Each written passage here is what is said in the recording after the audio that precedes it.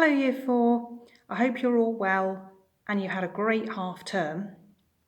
Hopefully you've seen our video which starts our topic. I'm still wondering what this is. I think I'll need to do some research. I'm going to read you the first chapter of our new text. It might give you another clue about our new topic. It's called There's a Pharaoh in Our Bath, and it's written by Jeremy Strong. Chapter 1. The lid of the cobwebbed coffin was slowly pushed back, and the two men laid it carefully on the museum floor. They stared at the beautifully painted ancient Egyptian mummy case covered with picture writing. Daylight was already beginning to fade from the musty storeroom. The other museum staff had long gone, and the only company left with the two men now were stacks of old mummy cases, ancient skeletons, and a large stuffed rhinoceros. Professor Jelly pulled the lamp closer and inspected the hieroglyphs. The light shimmered across his moon-like face, making the pearls of sweat on his brow sparkle like tiny jewels. "What does it say?" demanded Grimstone. The head of the museum's ancient Egyptian collection stared over Jelly's shoulder. "Is it the mummy of the missing pharaoh?" Professor Jelly took a sweet from his jacket pocket, popped it in his mouth, and bent over the mummy case.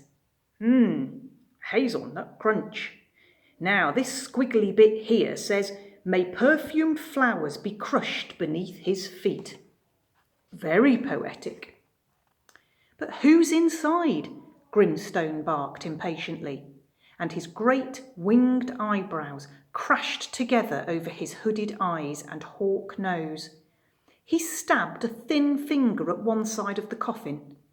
"What about here? What does this say? It looks important." Professor Jelly sucked noisily on his sweet. "What, that bit there?" "Yes." "Well, that says, 'Please keep this way up at all times.'" "What?" yelled Grimstone. "And that bit," continued the professor, waving at some faded hieroglyphs with a pudgy hand, "that bit there says, 'Not to be opened before Christmas.'" For a few seconds, Grimstone was stunned, and then his eyes glinted dangerously. "You're making this up, Jelly, aren't you?" The professor straightened his tubby frame. "Oh, of course I'm making it up. Stop pestering me and let me study it properly. This mummy has been stuck here for 70 years already, ever since it was first brought to the museum from ancient Egypt for the collection. A few more minutes' wait won't hurt." Once again, Professor Jelly bent his glistening bald head over the mummy case, while Grimstone strode angrily around the cramped room until he became face to face with the stuffed rhino. "And you can stop staring too," hissed Grimstone. "This could be the discovery of the century. It could make our fortunes. We could be millionaires. The clue to a fabulous treasure is in that coffin." He turned back to the professor. "Come on, Jelly, get a move on." The professor was still translating the hieroglyphs on the coffin's side. "He who opens this coffin will be cursed by Anubis." "There now, just our luck. We're going to be cursed by Anubis." "Who's Anubis?" demanded Grimstone. "Oh, he was the ancient Egyptian god of the dead. He had a head like a jackal." "And what kind of curses did he make?" "Oh, the usual sort of thing. May your body be devoured by giant ants for 1,000 years, or may your heart be torn from your ribcage by crocodiles." Jelly popped another sweet into his mouth. Grimstone had turned pale. Do the curses actually work?" "No idea," replied Jelly. "Nobody's ever lived to say. Ah, listen to this." His voice rose with excitement.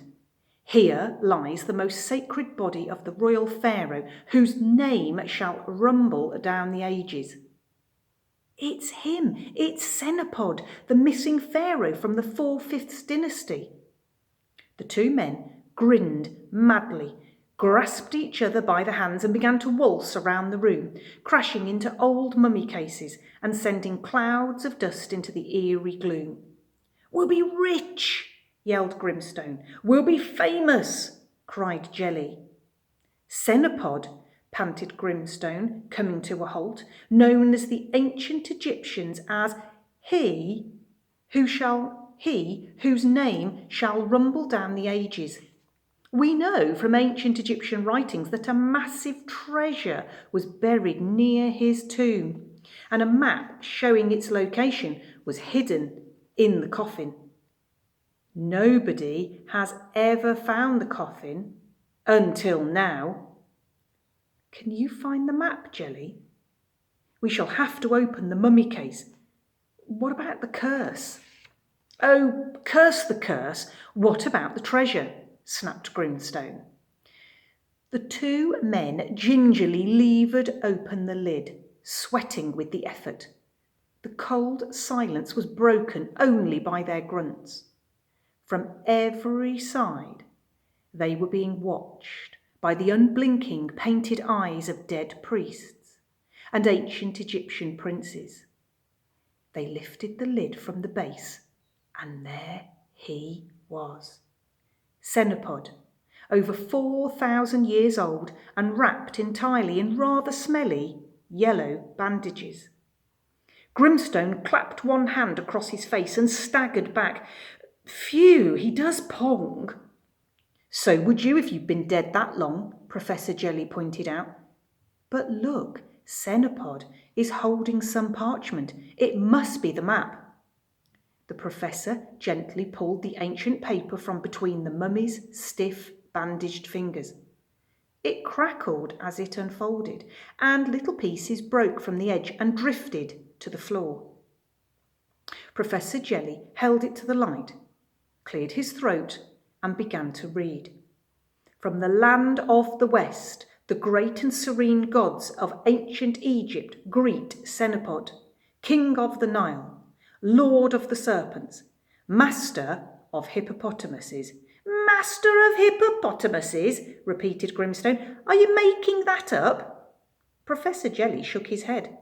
"Oh, the ancient Egyptians always put in things like that. It made them feel important." The professor scrutinised the centuries-old message. The room suddenly grew darker and much colder. The upright stacks of coffins seemed to close in around the two men. Jelly shuddered and went on. "Listen. From the land of the West, the great gods of Egypt spit upon the worm who is reading the secret curse. Thou hast broken the seal of the pharaoh Senapod and littered his sleeping place with thine worm-like presence. Even as thine worm-like eyes read this curse, Senapod will arise before you and strike you down, thou worm."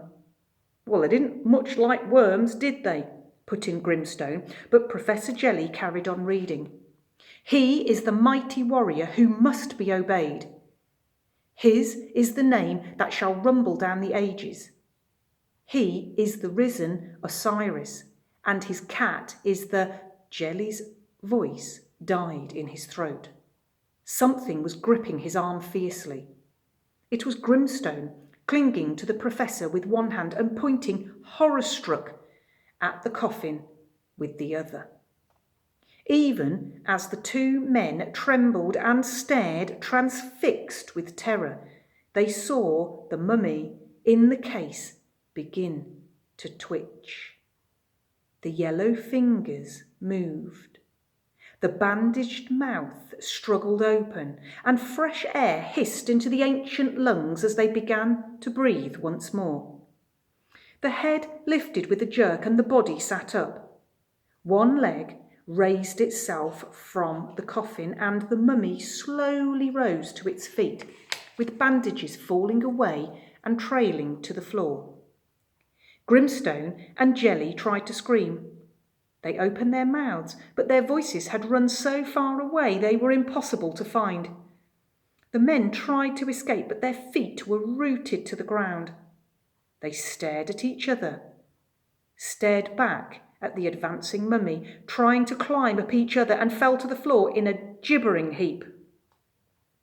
The pharaoh cenopod, lord of serpents, master of hippos and crusher of worms, stepped over the quaking bodies, crashed through the door, and stumbled out into the dark and rainy night. It just so happened to be his 4,600th birthday.